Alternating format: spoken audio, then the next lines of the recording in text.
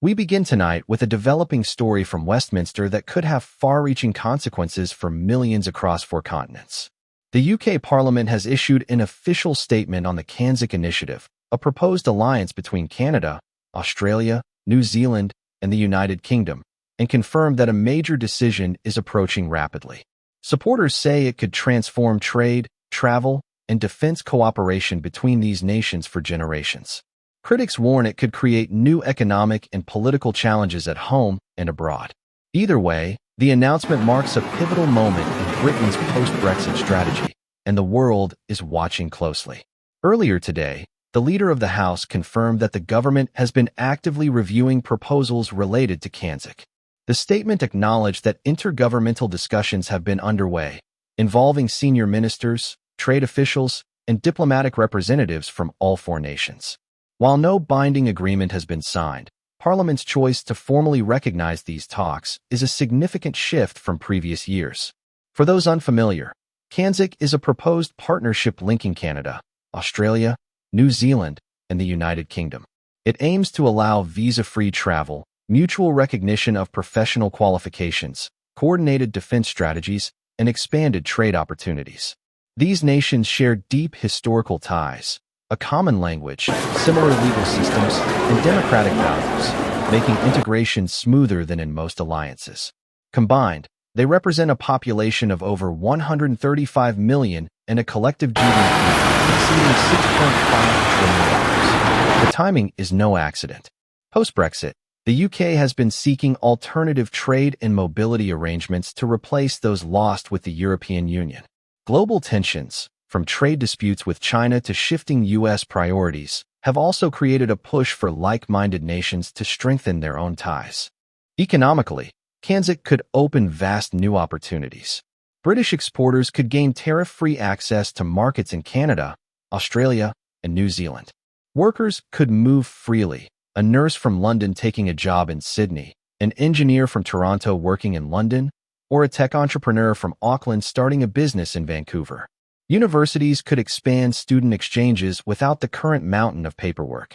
In defense, integrating military resources could enhance security in key regions, from the Pacific to the North Atlantic. But not everyone supports the plan. Some MPs fear visa-free movement could strain housing, healthcare, and infrastructure. Economic analysts warn that certain domestic industries in each country could face intense competition if CANZUK removes tariffs and opens the floodgates to free trade. In Britain, for example, farmers have raised concerns that cheaper Australian beef or New Zealand lamb could undercut local producers, driving down prices and squeezing profit margins. Canadian dairy farmers worry that expanded imports from the UK and Australia could disrupt the highly protected Canadian dairy market, which relies on supply management to keep prices stable. In Australia, manufacturing sectors that are already under pressure from Asian imports could find themselves facing additional competition from British or Canadian goods. These concerns are not just economic. They are political, because industries under threat are often key voting blocs in rural and regional areas. Others are raising geopolitical concerns. Some diplomats warn that a formal CANZUK bloc might complicate Britain's already delicate relationship with the European Union. The EU remains one of the UK's largest trading partners, and Brussels could see CANZUK as a competitive threat, potentially making future EU-UK negotiations more difficult. There's also the question of trade alignment. If Britain aligns its standards with CANZUK members, they could drift from the EU's, creating extra hurdles for companies trading with both. Despite such concerns, public opinion in the UK and Canada is largely supportive. Social media campaigns, framed as a revival of shared history, call it the Commonwealth Dream. Petitions with hundreds of thousands of signatures are pushing leaders to act. In Australia and New Zealand, the drive for economic growth is met with cautious optimism. Concerns remain over sovereignty, resource pressure, and losing trade flexibility with Asia. Governments are quietly preparing behind the scenes. Strategies are forming, and officials are positioning for a major regional shift. Trade negotiators are studying tariff harmonization.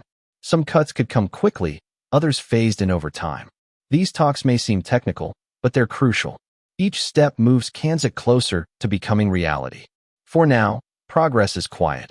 but it could shape the region's future for decades. Immigration officials are now studying the legal frameworks that would make free movement possible. This is not as simple as just lifting travel restrictions. It involves harmonizing visa systems, setting clear eligibility criteria, and ensuring that social services can handle the potential increase in cross-border migration. They are looking at how qualifications earned in one country could be automatically recognized in another, how background checks would be shared securely between governments, and how to prevent abuse of the system while keeping it open for legitimate movement. Defense planners, meanwhile, are reviewing what joint security operations under CANZUK might look like. Maritime defense is a priority, given that the four nations control vast ocean territories, from the North Atlantic to the South Pacific. This could mean joint naval patrols, shared intelligence on shipping lanes, and coordinated anti-smuggling operations. Cyber defense is another key focus, with experts examining how to pool resources to detect and respond to digital threats that could target any of the member states. These are not hypothetical discussions. They are strategic, detailed plans being drafted now, long before a vote is even held. And while CANZUK feels like a bold new idea, it is far from unprecedented. Its roots go back to post-war Commonwealth cooperation, when former British territories sought to maintain trade, defense, and cultural ties despite political independence. Over the decades, the concept has resurfaced repeatedly, but it gained real political traction during the Brexit debates. At that time, advocates argued that leaving the EU was a chance to rebuild stronger ties with countries that shared the UK's legal system, language, and political traditions. Today's statement from Parliament suggests that, after years of talk, genuine momentum has finally arrived. In the coming months, parliamentary committees will review extensive economic and legal studies. These will examine potential GDP growth, job creation, immigration impacts, and how each country's legal codes would adapt to a shared agreement. If the findings are favorable, the UK could enter formal negotiations with Canada, Australia, and New Zealand as early as 2026. But even then, the process would not be automatic. Any agreement would have to be ratified by all four national parliaments. That means political leaders in each country would need to sell the idea to their citizens, and public opinion could make or break the deal. If successful, CANZUK could set a global precedent for alliances built on shared history, legal systems, and values. For Britain, it would do more than just sign another trade agreement. It would redefine its post-Brexit identity, shifting from a nation adjusting to life outside the European Union to a global connector linking key economies across multiple continents. It would send a message that the UK is not retreating from the world stage, but repositioning itself at the center of a trusted, English-speaking, values-driven network. For now, the government's tone remains measured. No dramatic declarations, no rushed commitments. But every word in Parliament's statement signals that this is not just political theater. Serious discussions are underway. Detailed impact assessments are being prepared, and diplomatic channels between all four nations are more active than they've been in years. The next few months will be decisive.